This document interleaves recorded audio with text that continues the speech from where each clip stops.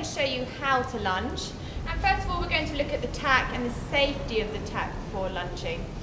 I've now put on his saddle, and the most important thing to do is remember to twist your stirrup leathers so that they don't flap down when the horse is being lunged and scare the horse. You could, if you wanted to be safe, actually remove the stirrup leathers and stirrup irons, but I do find that by having the weight of the stirrup leather and iron, it does just keep the saddle flap a little less noisy on the horse's side. Obviously make sure your girth is up nice and tight. Got the cavesson fitted nice and snugly. I've taken the noseband off the bridle, and I've remembered to twist the rein through the throat lash. Very important that we do this so the reins don't flap and cause injury to the horse or the lunger. As you can see, I've also fitted boots onto Westie's legs. Always a good idea to fit boots when lunging because the horse is on a constant circle, the legs are crossing, and it avoids any kind of injury. I've got my lunge line attached to my cavesson.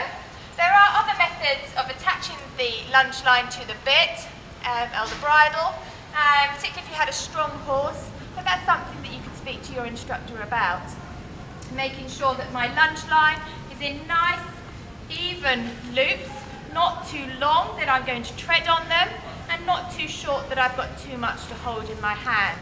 I've also got my lunge whip in preparation for lunging.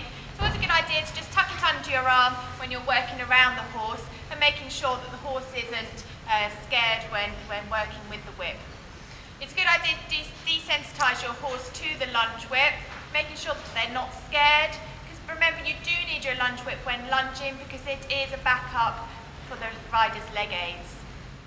Before we start lunging, just making sure that I'm happy with my lunge line. Take your whip down from under your arm. Just take one step back, so you're level with the horse's saddle, and ask the horse to walk on. Good boy, walk on. Good. You can just take another step back. And remembering to let the lunge line out and allow the horse to go out on your circle.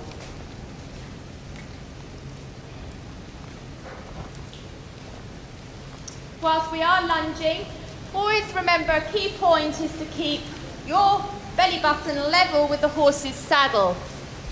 So you're then in a V shape, like so.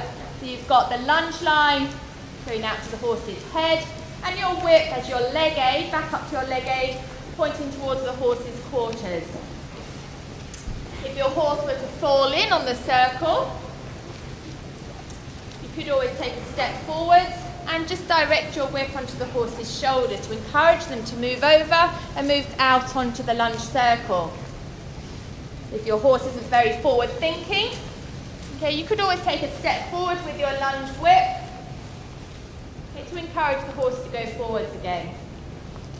So I'm just checking that my loops are nice and safe, that I've clearly got the lunge line between my fingers and never ever wrapped around my hand. Good boy. So encouraging the horse. Good boy. Nice, loud voice aids. The Westie's out on a large circle now. Ideally, you want your circle size to be about 18 metres.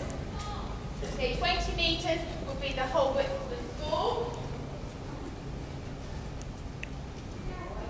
And you certainly wouldn't want them on any circle smaller than 15 metres.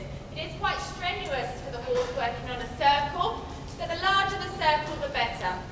But obviously you need to remember to stay in control at all times.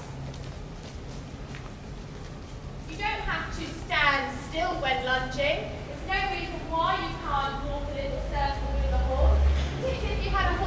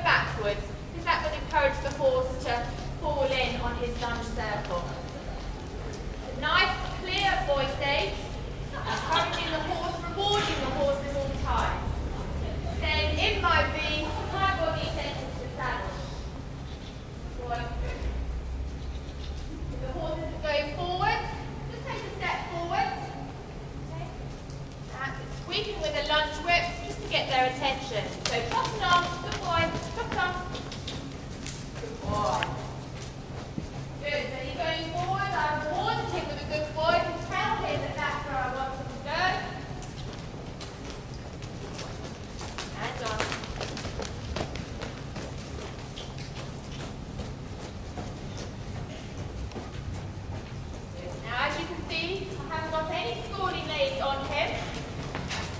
So they can be seen on other videos on the Horse Art website.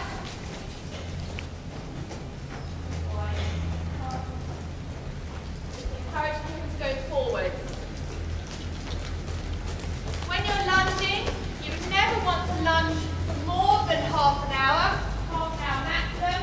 Ideally about 20 minutes. So a good 5 minutes to warm up, 10 minutes to work on the horse through your transitions, through the horse's paces, and then 5 minutes to cool down and allow the horse to stretch and relax at the end. Good boy. And walk. Good. So Westie's very responsive to my voice aids. Forwards to walk. Now I'm going to ask him to halt, and I'll show you how to change the rein. And stand. Stand. So now he's been brought forward into walk. He's nice and relaxed. And now I'm going to show you how to change the rein.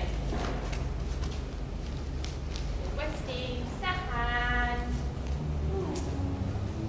And stand.